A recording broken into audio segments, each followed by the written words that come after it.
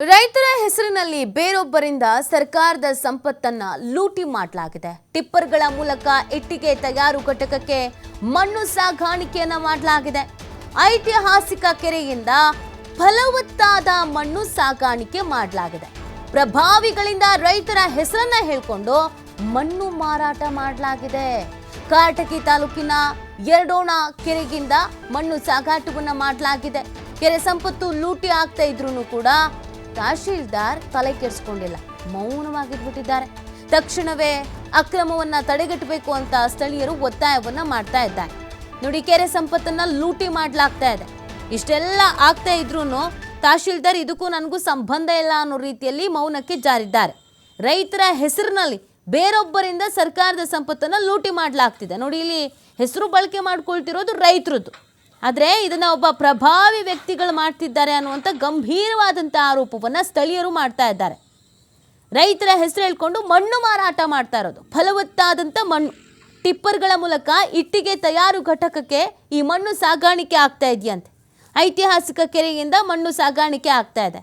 ಯಾಕೆ ಇಷ್ಟು ದೊಡ್ಡ ವೆಹಿಕಲ್ ತಂದು ನಿಲ್ಲಿಸ್ಕೊಂಡು ಈ ರೇಂಜಲ್ಲಿ ಮಣ್ಣು ತೆಗಿತಿದ್ರು ಅಧಿಕಾರಿಗಳಿಗೆ ಗೊತ್ತಾಗ್ತಾ ಇಲ್ಲ? ಆ್ಯಕ್ಷನ್ ತೆಗೆದುಕೊಳ್ಳಲ್ವಾ? ಅಥವಾ ಅಧಿಕಾರಿಗಳು ಅಲ್ಲಿದ್ದಾರೋ, ರಜದ ಮೇಲೆ ಎಲ್ಲರೂ ವಿದೇಶಕ್ಕೆ ಹೋಗಿದ್ದಾರೋ? ಯಾಕೆ ಆಕ್ಷನ್ ತೆಗೆದುಕೊಳ್ತಾ ಇಲ್ಲ? ಇದು ಪ್ರಶ್ನೆ.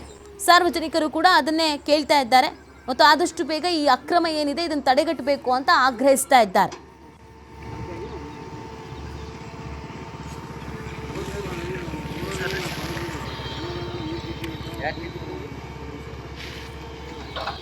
ಈ ಬಗ್ಗೆ ಮತ್ತಷ್ಟು ಮಾಹಿತಿಯನ್ನು ನೀಡ್ತಾರೆ ನಮ್ಮ ಪ್ರತಿನಿಧಿ ನಾಗರಾಜ್.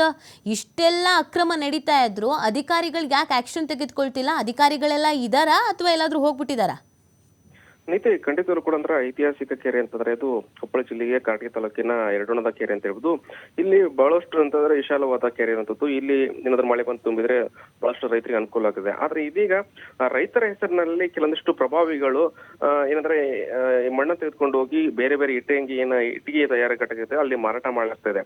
ಕೆಲವೊಂದಿಷ್ಟು ರೈತರು ಏನಂತಂದ್ರೆ ಇಲ್ಲ, ರೈತ ತೆಗೆದುಕೊಂಡು ಹೋಗಿ ಫಲವತ್ತಾದ ಮಣ್ಣಿದೆ, ಕೆರೆ ಮಣ್ಣು, ಅದನ್ನ ರೈತರ ಜಮೀನಿಗೆ ಹಾಕ್ತಾರೆ ಅಂತೇಳಿ ಕೆಲವೊಂದಿಷ್ಟು ರೈತರ ಹೆಸರು ಹೇಳ್ಕೊಂಡು ಪ್ರಭಾವಿಗಳು ಈ ಮಣ್ಣನ್ನ ಮಾರಾಟ ಮಾಡ್ತಾರೆ. ಒಂದು ಅಂದ್ರೆ ಟಿಪ್ಪರ್ಗೆ ಬರೋಬ್ಬರಿ ಅಂದ್ರೆ 5,000 ರಿಂದ 10,000 ಏನಂದ್ರೆ ಹಣವನ್ನ ಪಡೆದು ಈ ಮಾರಾಟ ಮಾಡಲಾಗ್ತದೆ. ಈ ಬಗ್ಗೆ ಏನಂದ್ರೆ ಗಣಿ ಮತ್ತು ಭೂವಿಜ್ಞಾನ ಇಲಾಖೆ ಬರುತ್ತೆ ಮತ್ತು ಸಂಬಂಧಪಟ್ಟ ಜಿಲ್ಲಾ ಪಂಚಾಯತ್ ವ್ಯಾಪ್ತಿಯಲ್ಲಿ ಬರುವಂತ ಈ ಕೆರೆ ಅಂತ ಹೇಳ್ಬೋದು. ಅದ್ರ ಜೊತೆಗೆ ಅಲ್ಲಿನ ತಹಸ್ಲಾರ್ ಇರ್ಬೋದು, ತಹಸ್ಲಾರ್ ಸಹ ಈ ಗಮನಕ್ಕೆ ಅಲ್ಲಿನ ಗ್ರಾಮಸ್ಥರು ಸೇರಿದಂತೆ ಬಹಳಷ್ಟು ಜನರು ಕೂಡ ಏನಂದ್ರೆ ವಿಡಿಯೋ ಸಮೇತ ಮತ್ತು ಫೋಟೋ ಸಮೇತ ಅವರಿಗೆ ಮಾಹಿತಿ ಕೊಟ್ಟರು ಕೂಡ ನಮಗೆ ಇದಕ್ಕೂ ಯಾವುದೇ ಸಂಬಂಧ ಇಲ್ಲ ಅನ್ನುವಂತೆ ಕಣ್ಮುಚ್ಚಿಕೊಳ್ತಾರೆ. ಇದನ್ನೆಲ್ಲ ನೋಡ್ತಿದ್ರೆ ಖಂಡಿತ ಕೂಡ ಪ್ರಭಾವಿಗಳು ಮಣ್ಣು ಸಾಗಾಣಿಕೆ ಮಾಡ್ತಿದ್ದಾರೆ, ಅವರ ಜೊತೆ ಅಧಿಕಾರಿಗಳು ಶಾಮೀಲಾಗಿದ್ದಾರೆ ಅನ್ನುವ ಆರೋಪ ಕೇಳಿ ಬಂದಿರ್ತದೆ. ಈ ಕಾರಣಕ್ಕಾಗಿ ಕ್ರಮ ತೆಗೆದುಕೊಳ್ತಾ ಇಲ್ಲ, ಅದನ್ನ ಸ್ಟಾಪ್ ಮಾಡ್ತಾ ಇಲ್ಲ ಅಂತೇಳಿ. ಸರಿಸುಮಾರು 1 ತಿಂಗಳಿಂದ ಈ ಏನಂದ್ರೆ ಮಣ್ಣು ಸಾಗಾಣಿಕೆಯ ಅಂದ್ರೆ ನಿರಂತರವಾಗಿ ಆಗ್ತಾ ಇದೆ. ಆದ್ರೂ ಕೂಡ ಸರ್ಕಾರಕ್ಕೆ ರಾಯಲ್ಟಿ ಕಟ್ಟಬೇಕು. ಒಂದು ನಿಯಮದ ಪ್ರಕಾರ ಗಣಿ ಮತ್ತು ಭೂವಿಜ್ಞಾನ ಇಲಾಖೆಗೆ ಯಾವುದೇ ಮಣ್ಣು ಇರ್ಬೋದು ಮತ್ತು ಮರಳು ಇರ್ಬೋದು ಮತ್ತು ಕಲ್ಲು ಇರ್ಬೋದು ಆ ಸಾಗಾಣಿಕೆ ಮಾಡ್ಬೇಕಂದ್ರೆ ಸರ್ಕಾರಕ್ಕೆ ಬೊಕ್ಕಸಕ್ಕೆ ಅಂದ್ರೆ ಹಣವನ್ನು ತುಂಬಬೇಕು. ಆದ್ರೆ ಯಾವುದೇ ರೀತಿಯಿಂದ ರಾಯಲ್ಟಿ ಕಟ್ಟದೆ ಕೆಲವೊಂದಿಷ್ಟು ಪ್ರಭಾವಿಗಳು ಈ ರೀತಿ ಮಣ್ಣನ್ನು ಸಾಗಾಣಿಕೆ ಮಾಡಿ ತಮ್ಮ ಜೇಬುಗಳನ್ನು ತುಂಬಿಸ್ಕೊಳ್ತಾ ಇದ್ದಾರೆ. ಅಂದ್ರೆ ಲಕ್ಷ ಹಣವನ್ನು ಪಡೆದು ಈ ರೀತಿ ಮಣ್ಣು ಸಾಗಾಣಿಕೆ ಆಗ್ತದೆ. ಈ ಬಗ್ಗೆ ಗ್ರಾಮಸ್ಥರು ಕೂಡ ಹಲವಾರು ಬಾರಿ ಅಂದ್ರೆ ಅಧಿಕಾರಿಗಳು ಮನವಿ ಸಲ್ಲಿಸಿದ್ರು ಕೂಡ ಯಾವುದೇ ರೀತಿಯಿಂದ ಕ್ರಮ ತೆಗೆದುಕೊಂಡಿಲ್ಲ. ಆ ಕಾರಣಕ್ಕಾಗಿ ಸ್ವತಃ ಗ್ರಾಮಸ್ಥರು ವಿಡಿಯೋ ಮಾಡಿ ಮಾಧ್ಯಮಗಳಿಗೆ ಕೊಡ್ತಾ ಇದ್ದಾರೆ. ಇಲ್ಲ, ದಯವಿಟ್ಟು ಅಂದ್ರೆ ನಮ್ಮ ಸಂಪತ್ತನ್ನು ಉಳಿಸಿ, ಕೆರೆ ಸಂಪತ್ತನ್ನು ಉಳಿಸಿ, ಈ ಅಧಿಕಾರಿಗಳು ಮೌನವಾಗಿದ್ದರೆ ಯಾವುದೇ ರೀತಿ ಕ್ರಮ ತೆಗೆದುಕೊಳ್ಳುತ್ತಿಲ್ಲ. ಆ ಕಾರಣಕ್ಕಾಗಿ ನೀವಾದ್ರೂ ದಯಮಾಡಿ ಸುದ್ದಿ ಮಾಡಿ ಈ ಬಗ್ಗೆ ಕ್ರಮ ತೆಗೆದುಕೊಳ್ಳಿ ಅಂತೇಳಿ ಆಗ್ರಹ ಮಾಡ್ತಿದ್ದಾರೆ. ಈಗಲಾದ್ರೂ ಅಧಿಕಾರಿಗಳು ಗಾಢ ನಿದ್ರೆ ಬಿಟ್ಟು ಏನಂದ್ರೆ ಈಗ ಗ್ರಾಮಸ್ಥರು ಮನವಿ ಮಾಡಿದ್ರು ಕೂಡ ಇವರು ಕ್ರಮ ತೆಗೆದುಕೊಂಡಿಲ್ಲ. ಈಗಲಾದ್ರೂ ಮಾಧ್ಯಮಗಳಲ್ಲಿ ವರದಿ ಆಗ್ತಾ ಇದೆ, ಈ ಬಗ್ಗೆ ಆದ್ರೂ ಕ್ರಮ ತೆಗೆದುಕೊಂಡು ಆ ಕೆರೆನ ಸಂಪತ್ತು ಉಳಿಸಬೇಕಾದ್ರೆ ಸರ್ಕಾರದ ಬೊಕ್ಕಸಕ್ಕೆ ಆಗುವಂತ ನಷ್ಟವನ್ನ ತಡೆಯುವಂತ ನಿಟ್ಟಿನಲ್ಲಿ ಕೆಲಸ ಆಗಬೇಕಾಗಿರುತ್ತೆ. ನೀತಿ. ಓಕೆ, ಧನ್ಯವಾದ ನಾಗರಾಜ್ ತಮ್ಮೆಲ್ಲ ಡೀಟೇಲ್ಸ್ಗಾಗಿ.